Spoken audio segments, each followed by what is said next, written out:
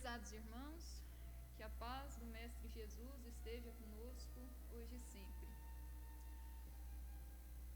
Tá tudo certo aí, Diego? Microfone, né? Então vamos todos elevar o nosso pensamento a Deus, a Jesus. Primeiramente agradecendo a bênção da vida, agradecendo a oportunidade de estarmos aqui, agradecendo, Senhor, pela oportunidade da encarnação, por Deus ser um Pai tão generoso que, mesmo apesar dos nossos erros, das nossas falhas, sempre nos dá uma nova oportunidade de recomeço, sempre nos dá uma nova oportunidade de aprendizado, sempre nos dá uma nova oportunidade de repensar os erros cometidos e agir diferente. Senhor, obrigada, Senhor, por sempre acreditar em nós, acreditar no nosso potencial de mudança, acreditar na nossa capacidade de nos tornarmos perfeitos, Senhor. Peço ainda a Deus, a Jesus, que abençoe a cada um dos irmãos que estão aqui, cada um passando por problemas, passando por situações desafiadoras, que Deus esteja com cada um, norteando as escolhas de cada um. Que Deus também abençoe o nosso momento de reunião e agradecemos, Pai, por esse momento de oração, em oração, e que assim seja. O tema que eu escolhi para nós comentarmos essa noite foi baseado em um estudo que eu fiz a partir desse versículo do apóstolo Paulo: transformai-vos pela renovação da vossa mente. Qual que é o motivo da escolha desse tema? Ante as promessas desse novo ano que se inicia, todos nós somos convidados à reflexão, todos nós somos convidados à renovação. É como se Deus nos abrisse mais 365 oportunidades de renovação. Porque acreditamos sim que estamos passando por um momento de transição, um momento desafiador, mas a renovação ela não sucede de uma hora para outra. A renovação ela ocorre dia a dia. Isso é importante, porque muitas pessoas pensam que as coisas vão se transformar como se fosse um passe de mágica. Não. Na última questão do Livro dos Espíritos, que fala sobre essa transformação, sobre quando o reino de Deus vai se estender na Terra, deixa claro que essa transformação é um processo e é dia a dia. Essa renovação é dia a dia. Aqui está então o versículo completo: transformai-vos pela renovação de vossa mente, para que proveis qual é a boa, agradável e perfeita vontade de Deus. É confortador, porque uma vez que nós nos transformarmos, nós vamos compreender que a vontade de Deus ela é boa, que a vontade de Deus ela é perfeita e que a vontade de Deus ela é agradável. Então, esse convite pela renovação interior significa transformar a nossa forma de pensar. Vejamos: transformai-vos pela renovação da vossa mente. Transformai-vos pela forma de pensar. Uma vez que eu transformo a forma como eu penso, eu transformo as minhas ações, eu transformo a minha conduta. E o meio mais adequado para buscar essa transformação é o autoconhecimento.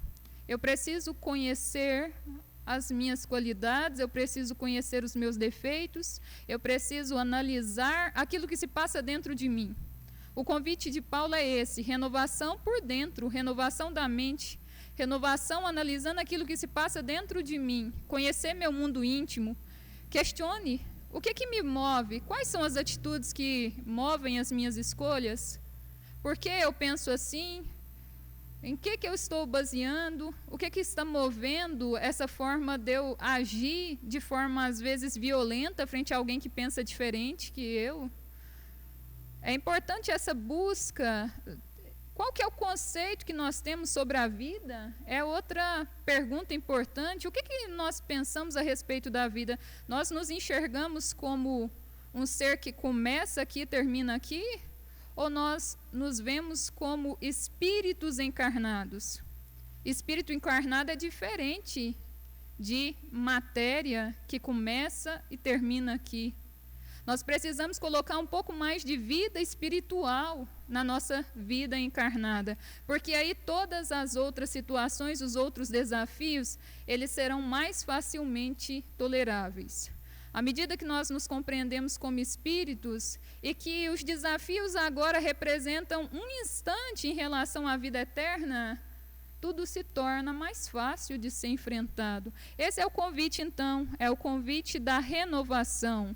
Renovação pela transformação da nossa mente. E esse convite, ele ainda é mais importante diante do período atual que estamos vivenciando. Vocês concordam que esse convite de renovação da mente, ele grita mais nesse momento que estamos vivenciando? Eu li hoje um texto de Leon Denis, publicado em 1909, salvo engano, que ele estava preocupado com o excesso de informações dos jornais, porque ele acreditava que aquilo traria uma grande desordem. Imaginemos, 1909, ele estava preocupado com tanto de informação que estava em um jornal. Se ele soubesse, ele sabe, né?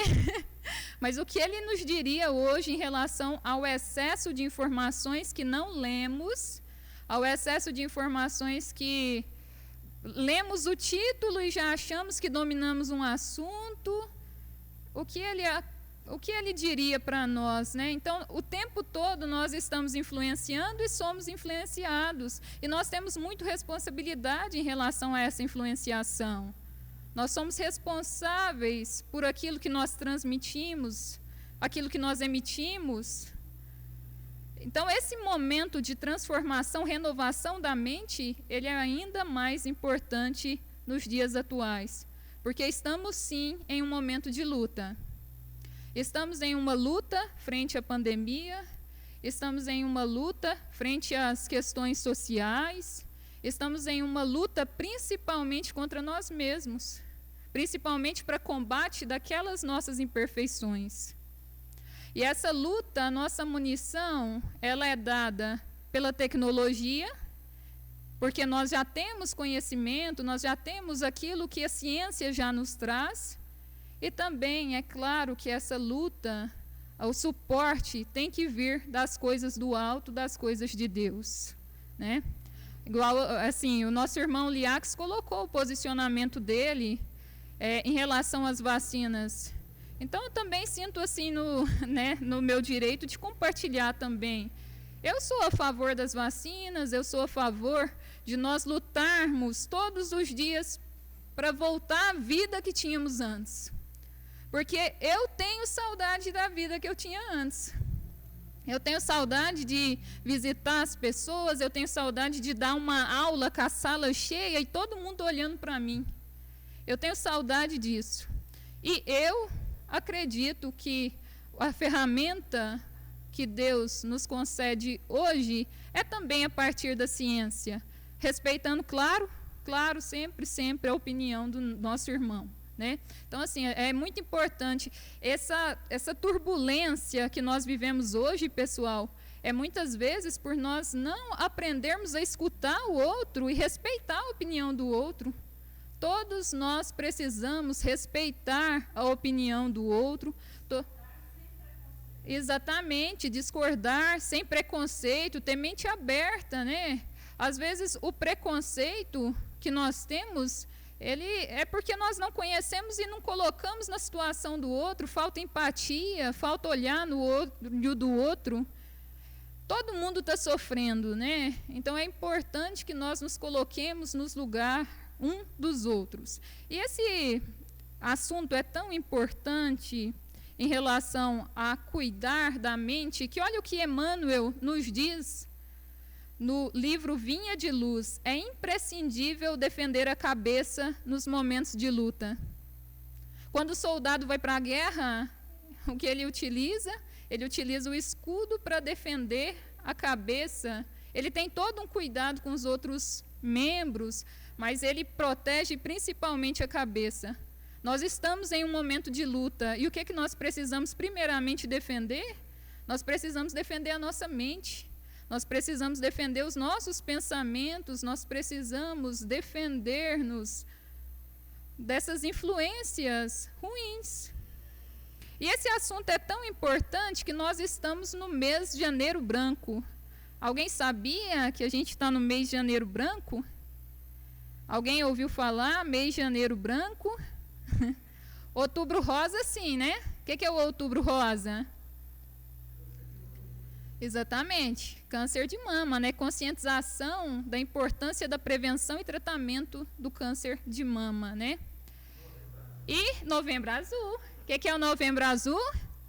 Novembro Azul, prevenção, combate do câncer de próstata. E a gente está no mês de Janeiro Branco. E quem sabe o que é o Janeiro Branco? Não, já tem quase 10 anos essa campanha.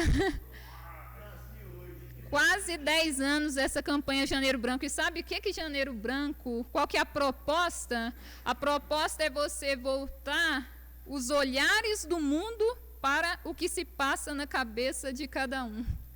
A proposta do Janeiro Branco é você tirar o olhar do outro e passar o olhar para você, dentro de você. Essa é a proposta do Janeiro Branco. Olha só, quem cuida da mente, cuida da vida. Janeiro Branco. E a razão pela escolha do mês de janeiro, ela não foi aleatória, ela não foi fortuita. Toda vez que inicia um ciclo, nós estamos mais propensos à mudança, nós estamos mais propensos à reflexão. Então, Janeiro Branco é uma proposta de reflexão para você cuidar da sua mente. Faça a proposta de ir para a academia, faça a proposta de mudar a alimentação, faça a proposta de trocar de carro, se assim você tiver condição, não é meu caso. Mas faça a proposta principalmente de mudar o pensamento, renovar sentimento, renovar a mente. Essa é a proposta. E por que é Janeiro Branco? Janeiro Branco é como se uma metáfora que é nos apresentada uma folha em branco. Então a gente começa nesse novo ano com uma folha em branco para escrever o que a gente quiser. É bonito, né? É bonito essa campanha, eu acho que ela foi desenhada de uma forma muito bonita, né? Então, é esse o sentido. Volte para dentro de você. Ouça os ruídos que estão sinalizando que algo não está bem. Analise o que você quer da sua vida, analise as suas metas, cuide da sua saúde mental. Olha só, vou compartilhar até um dos panfletos, né, da campanha.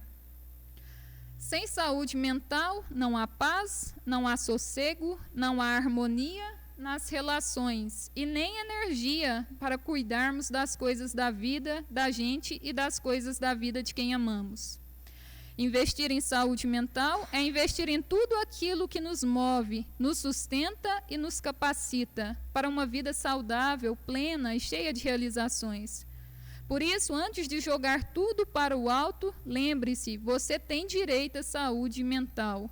Invista em afeto, seja mais presente, tenha mais diálogo, leia mais livros, cuide da sua saúde, busque autoconhecimento, dê-se mais tempo, viva com mais sentido, diga não à violência, diga não a preconceito.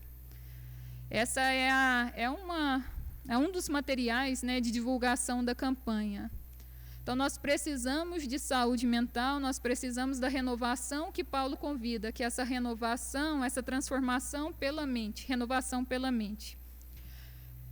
Trouxe alguns trechos de alguns escritores espíritas, estudiosos espíritas, a respeito do tema, sem nenhuma pretensão de fazer uma revisão sobre o assunto, mas só para nós refletirmos juntos a respeito dessa renovação. E eu começo com Emmanuel. A mente é a casa viva onde cada um de nós reside. Então, nós residimos nos nossos pensamentos. A mente é a nossa casa viva. O nosso espírito reside na nossa mente. É esse o raciocínio. Então, se a minha casa ela pode ser mais luxuosa, menos luxuosa, isso, né, vai depender de várias situações, né? Isso às vezes não depende necessariamente da minha escolha, né? Agora, a escolha do meu estado de espírito, isso depende de mim. A escolha de onde o meu espírito reside, isso depende de mim, tá? Outra questão, independente de se você mora em uma casa de luxo ou uma casa mais simples, o que tem que ter nessa casa? Higiene, tem que ter limpeza, tem que ter organização. Será que nós estamos preocupados com a higiene da casa e não preocupados com a higiene da mente?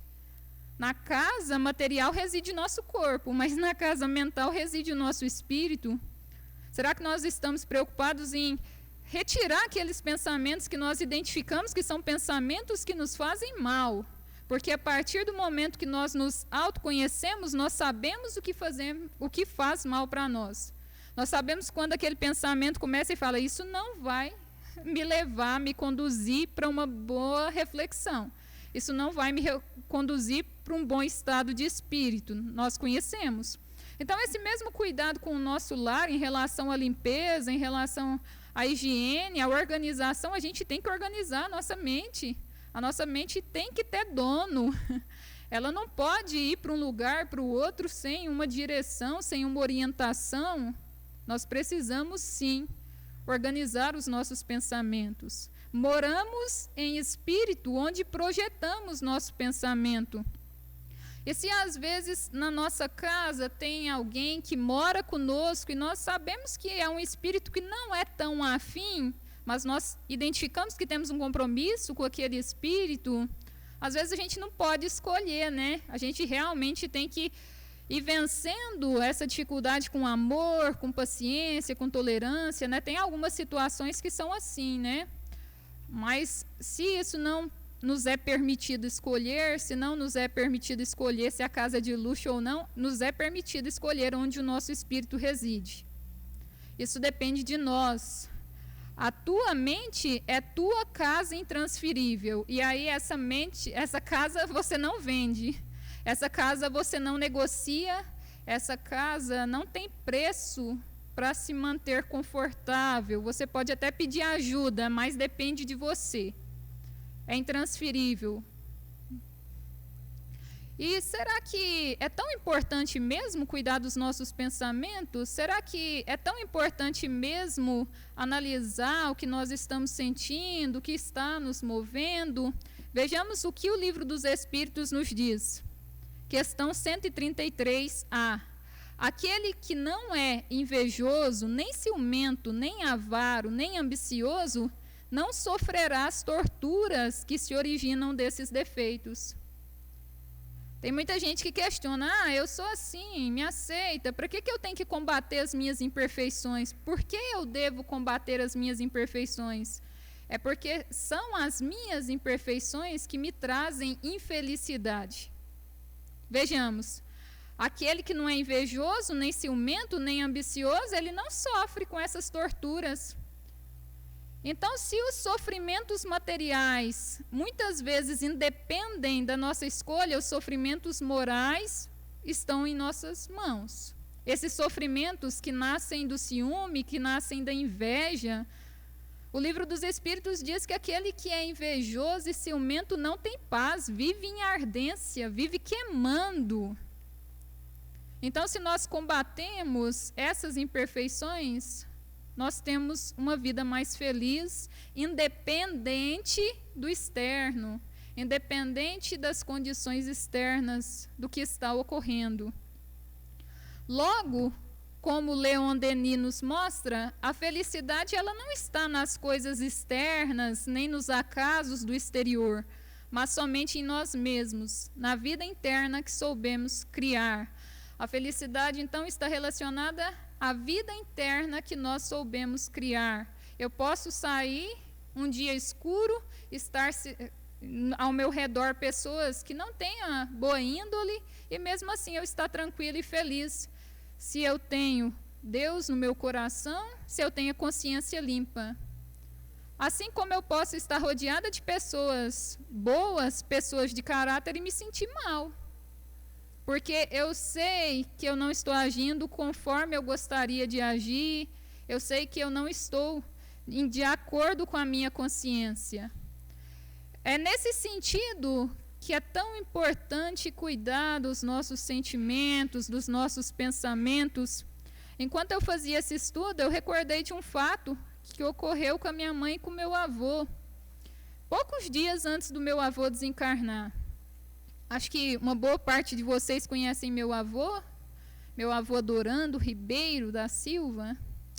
E o meu avô era uma pessoa muito enérgica, era uma pessoa que gostava sempre de estar em movimento, era uma pessoa de vontade própria. E quando ele adoeceu e foi conduzido ao hospital e foi internado, ele passou muitos dias internado, preso em uma maca, sem condições nem do autocuidado, sem condições nem de fazer a própria higiene. E aquilo angustiava ele de uma forma muito sofrida, muito dolorida. E teve um dia que minha mãe estava acompanhando ele no hospital e ele estava muito perturbado. Esse dia ele estava muito sofrido mesmo. Ele não queria mais ser furado com as agulhas, ele não queria mais ficar naquela maca, ele não queria mais estar lá. E aí a minha mãe, vendo aquela situação, ela foi bem inspirada e falou para ele: pai, se seu corpo não pode, se você não pode se levantar, se seu corpo não pode te conduzir aonde você gostaria de estar, sua mente pode. Então, pai, pensa naquele lugar que você gostaria de estar e vá para aquele lugar. E aí meu avô, deitado, na mesma condição, acalmou o pensamento e dormiu tranquilo. Quantas vezes a gente não se encontra assim, querendo sair de um lugar, querendo estar em outro lugar, e não tem força para isso e nem condição, mas a nossa mente pode nos conduzir a lugares melhores, a lugares mais felizes. Deus nos facultou essa possibilidade. E somos responsáveis pelo nosso pensamento? O que vocês acham? Ou o meu pensamento diz respeito a mim, eu penso o que eu quiser? Será que nós somos responsáveis pelos nossos pensamentos? Essa é a questão 834 do Livro dos Espíritos. E aí, somos responsáveis? Perante Deus com certeza, Somos responsáveis somente a Deus, sendo possível conhecê-lo. Ele o condena ou absolve segundo a sua justiça. Sim, meus irmãos, somos responsáveis pelos nossos pensamentos. Nós temos liberdade para pensar, mas somos responsáveis por ter pensado. Então, os nossos pensamentos ruins, nós somos responsáveis por eles. E por que nós somos responsáveis por eles? Primeiramente, toda ação nossa antecede um pensamento. Tirando pessoas que estão com essa função mental comprometida, as outras pessoas, se não tem essa situação, todos nós, antes de ter uma ação, tem um pensamento, tem essa organização mental da ideia. Então, primeiramente, muitas vezes as coisas não acontecem, não é porque nós não queremos, é porque nós não tivemos oportunidade que elas se realizassem. Então, sim, nós somos responsáveis e depois nós trazemos esse pensamento nosso, ele vibra, ele tem energia, nós influenciamos os outros e somos influenciados pelos outros. Isso não é teoria. Quantas vezes nós não chegamos em um lugar, ninguém falou nada e mesmo assim a gente sente uma energia ruim? Ou só aconteceu comigo? Acho que não, Quantas vezes a gente chega num lugar e a gente fala, gente, que lugar bom, que energia boa, e ninguém está falando nada. Quantas vezes alguém não precisa falar nada para a gente e a gente se sente acolhido, a gente se sente confortado. E quantas vezes ninguém falou nada para a gente e a gente se sente repreendido, sente julgado, sente maltratado. pensamento, né? Pensamento tem energia, pensamento antecede a ação. Renovemos o nosso pensamento para que aconteça a transformação. Então, aprendamos a fiscalizar os nossos pensamentos. Guardemos um tempo para fiscalizar o que eu ando pensando, o que eu ando sentindo. Saúde mental é coisa séria. Organizemos um tempo para pensar aquilo que eu estou sentindo, aquilo que eu estou desejando. Será que eu realmente preciso? Será que eu não preciso? A forma como nós pensamos e a forma como nós sentimos a vida faz nós termos escolhas diferentes. Muitos erros que cometemos são devido a não colocar a vida espiritual na nossa vida material. Muitos erros que cometemos é por esses aprendizados que vêm do alto não se tornarem prática, ficarem apenas na teoria. E quando estamos pensando, quando estamos em oração, nós criamos uma atmosfera melhor e mais indicada para agir corretamente. Então, nós discutimos a respeito da renovação do pensamento, renovação do sentimento, e agora eu quero renovar, né? E como renovar? Como mudar nossos pensamentos? Emmanuel de novo. Emmanuel diz: renovemos nossa alma dia a dia, estudando as lições dos vanguardeiros do progresso e vivendo a nossa existência sob a inspiração do serviço incessante. Primeiro, renovar, estuda, mas olha no final, inspiração do serviço incessante. Tem estudo, tem teoria, mas tem que ter o quê? Prática. Tem que ter teoria e tem que ter prática, porque senão meu discurso é vazio. Se eu sou uma pessoa que vem aqui no centro, falo do amor ao próximo, falo da confiança, e ali fora eu maltrato um irmão porque ele pensa diferente, ou porque ele está tendo uma conduta que eu não acredito, eu estou em desacordo. A instrução, ela vem para nos modificar. A instrução, ela vem para servir de suporte para a mudança. Tem um texto na Revista Espírita que uma das médiuns fala isso. Ela fala assim: quando vocês saem da reunião, muitas vezes vocês questionam sobre as comunicações, vocês questionam as posições, mas poucas vezes eu vejo vocês falando em que aquilo pode me renovar moralmente. Aquilo que eu escutei hoje ou escutei ontem, em que aquilo eu posso colocar na minha vida e modificar, renovar. Esse é o objetivo. Então, estudemos as lições. Quando eu estudo uma obra do Emmanuel, por exemplo, naquele momento que eu estou estudando, lendo, eu mudo a minha vibração, mas é importante que na hora do serviço, na hora que a ocasião me apresente, eu haja de forma coerente. Sempre? Não vai ser sempre. Mas eu sempre tenho que tentar agir da melhor forma possível. Então, se nós meditarmos em assuntos elevados, na sabedoria, no dever, no sacrifício, o nosso ser impregna-se pouco a pouco das qualidades do nosso pensamento. É por isso que a prece improvisada, ardente, o impulso da alma para as potências infinitas tem tanta virtude. Se é tão importante esse momento de meditação com as obras elevadas, imaginemos a importância desse momento de comunicação com Deus. Esse momento de comunicação com a potência infinita. Esse momento de comunicação com o Pai. Porque é isso que Deus é o nosso Pai. Então, esse momento de comunicação, esse momento de oração, ele é crucial para mudar a nossa mente. E não é aquela oração rápida, maquinal, mas aquela oração do coração, aquela oração sentida, aquela oração que tem humildade, que tem sentimento. E Jesus, ele ensinou sobre orar. Jesus ensinou como orar. Jesus diz: mas tu, quando orares, entra no teu aposento e, fechando a tua porta, ora a teu Pai que está em secreto. Vejamos, para falar com Deus eu preciso de estar em um lugar. Olha o que Jesus disse.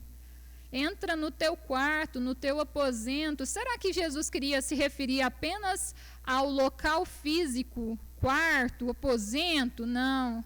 Jesus ele falava para nós entrarmos em conexão pelo pensamento.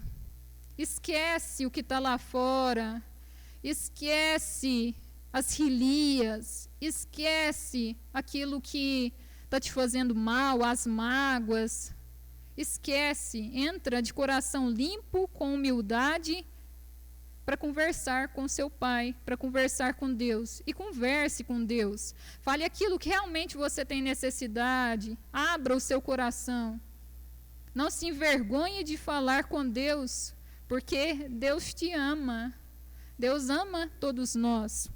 Achei muito bonito essa música. Não sei se eu vou conseguir passar. O Diego está por aí? É uma música do Gilberto Gil sobre essa comunicação com Deus. É só colocar ou tem uma... Pode colocar?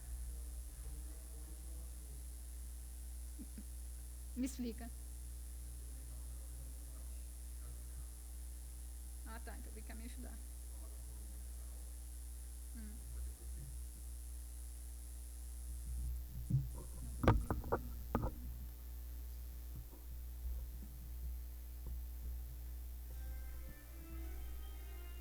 Deu?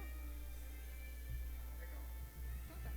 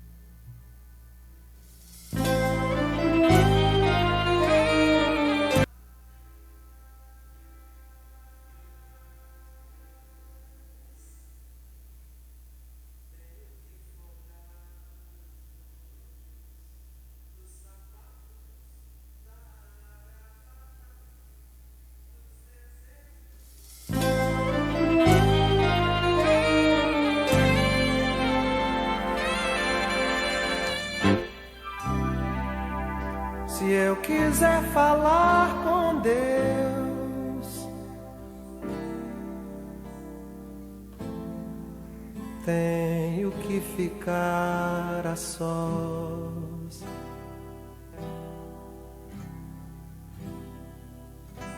Tenho que apagar a luz.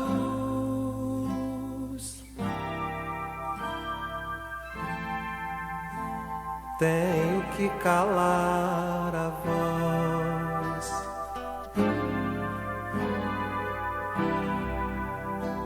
Tenho que encontrar a paz.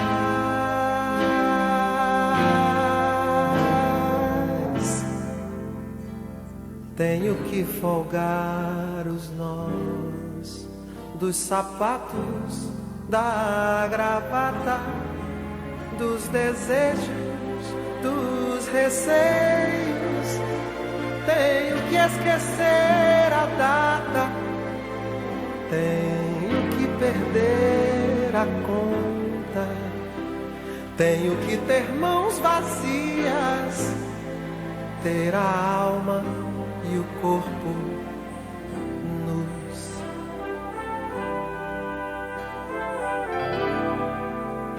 Se eu quiser falar com Deus,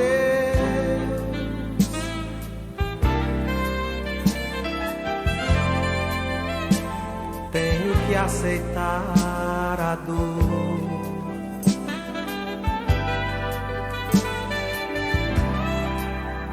Tenho que comer o pão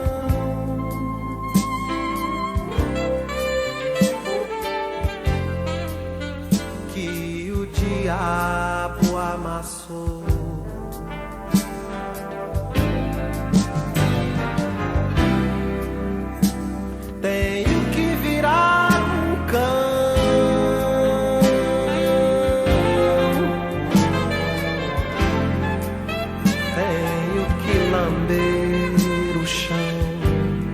dos palácios, dos castelos suntuosos do meu sonho. Tenho que me ver tristonho, tenho que me achar medonho, e apesar de um mau tamanho, alegrar meu coração.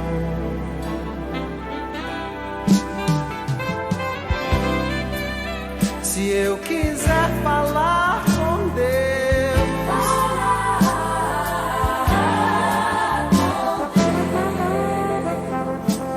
tenho que me aventurar.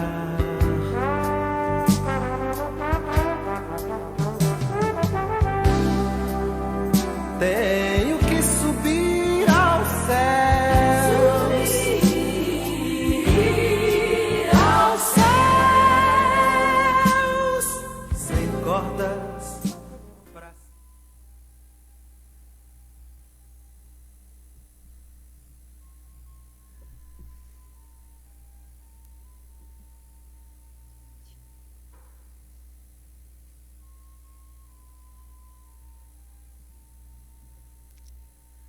Então, assim, a música é para nos mostrar a importância desse recolhimento, dessa verdadeira entrega, da humildade, da aceitação sobre os desígnios de Deus. Quando nós vamos conversar com Deus, é assim que devemos nos colocar, né? Uma verdadeira poesia, né? Gilberto Gil, novo membro da Academia Brasileira de Letras, né? E para encerrar, gostaria de retornar ao versículo que nós iniciamos. Transformai-vos pela renovação de vossa mente, para que proveis qual é a boa, agradável e perfeita vontade de Deus. Quando nós renovamos, nós compreendemos que a vontade de Deus é boa, agradável e perfeita. Deus quer que nós evoluamos, Deus quer que nós cresçamos, Deus quer que nós realizemos aquilo que nos cabe na criação. E também, em paralelo, eu trouxe um trecho, né, do texto de Emmanuel, um parágrafo, que ele diz: apliquemo-nos à construção da vida equilibrada, onde estivermos, mas não nos esqueçamos de que somente pela execução de nossos deveres, na concretização do bem, alcançaremos a compreensão da vida, e com ela o conhecimento da perfeita vontade de Deus. Olha que interessante. Vamos buscar a vida equilibrada, mas vamos buscar agir no bem. E o que é o bem? Tem uma pergunta do Livro dos Espíritos, né? Sobre o que é bem, lá na questão que trata do bem e do mal. Bem é agir conforme a lei de Deus. Então vejamos, apenas na realização do bem, apenas na realização, cumprimento das leis de Deus, nós alcançaremos a compreensão da vida. E com ela, o conhecimento da perfeita vontade de Deus. Nós só compreenderemos essa perfeita vontade de Deus quando nós agirmos conforme a lei de Deus. Enquanto isso não acontece, nós vamos aí tateando, nós vamos aí buscando lentamente essa compreensão. E graças a Deus o Espiritismo nos favorece muito para compreendermos melhor. Então agradeço de coração a paciência de vocês, agradeço de coração o convite do irmão Liax, agradeço a Deus pela oportunidade de estar aqui. Também fico com sentimento, né, triste, porque eu vejo assim o quanto é importante essas reuniões. É importante para cada um de nós, é importante para os espíritos que aqui estão, mas que seja feita a vontade de Deus, né? A gente tem que acreditar que tudo tem um porquê, né? Tudo tem um motivo, e que seja feita sempre a vontade de Deus. O Diego pediu para compartilhar com vocês. Agora eu não sei, né, Diego, mas estava previsto para o dia 6 de fevereiro iniciar a evangelização infantil, né? Essa é a previsão. Agora eu não sei como que vai ocorrer as coisas, né? Vamos aguardar. mas essa era a previsão de início das atividades de evangelização no dia 6 de fevereiro. Mas eu acredito assim que todos nós que já temos essa consciência da importância da evangelização, que a evangelização também não fique restrita apenas à casa espírita, né? Busquemos evangelizar nossas crianças, falar de Deus para nossas crianças, até para que elas não percam esse vínculo com o ensino espírita que é tão importante para a transformação. Então, muito obrigada e que assim seja.